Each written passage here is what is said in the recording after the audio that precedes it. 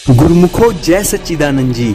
गुरुमुखो आज एक बहुत ही पुरानी रूहानी और नूरानी लीला आपको सुनाने जा रहा हूँ। श्री गुरु महाराज जी ने कैसे सूरज को बांध दिया, कैसे रोक दिया। श्री गुरु महाराज जी विराजमान एक कुटिया में थे और उन्होंने उस समय के माहौल को देखते हुए एक आज्ञा सुना रखी थी, कोई भी लेडी संगत सूरज ढलने के बाद नहीं आएगी। लेकिन होता क्या है गुरुमुखो, कुछ ही दूरी पर एक गुरुमुख परिवार रहता है, पास में किसी गांव में। उनकी एक छोटी बच्ची को श्री दर्शनों के लिए इच्छा उठती है। वो इच्छा इतनी प्रबल हो जाती है, इतनी प्रबल हो जाती है कि उससे रहा नहीं जाता।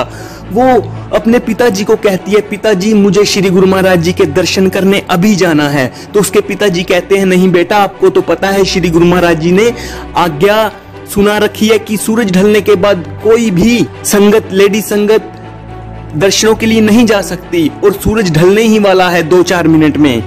वो बहुत मायूस हो जाती है और कहती है कि शायद ये जान चली ना जाए। तो उसके पिताजी को भी तरस आता है और कहते हैं ठीक है। उस समय गुरुमुखो घोड़े और टांगे चलते थे।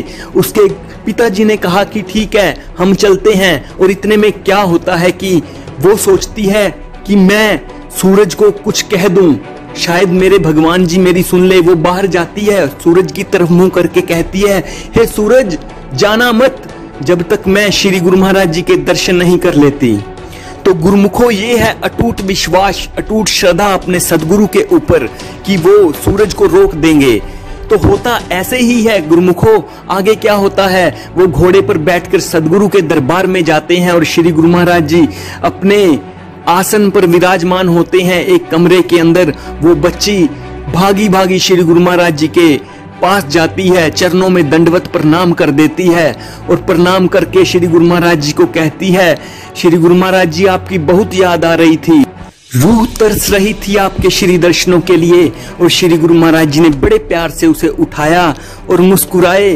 और श्री गुरु महाराज जी ने कहा, वो बात तो ठीक है, लेकिन जाओ पहले बाहर जाओ और जिसको बोल करके आई है, जिसको आदेश दे करके आई है, उसको ढल जाने का आदेश दे करके आ।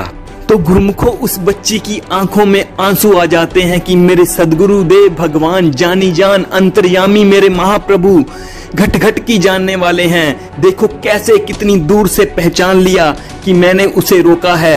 तो गुरुमुखो ऐसे भगवान हमारे जो घट घट के वासी हैं और हर दिलों की जानने वाले हैं, ऐसे अंतर्यामी महाप्रभु की सदा ही जय जयकार है। बोलो जयकारा बोल मेरे श्री गुरु महाराज की जय। गुरुमुखो अगर आपको लीलाएं सुनने में आनंद आ रहा हो तो आप मुझे प्लीज बता दीजिए ताकि मैं और लीलाएं आप तक पहुंचा सकूं। जय सच्चिदानंद जी।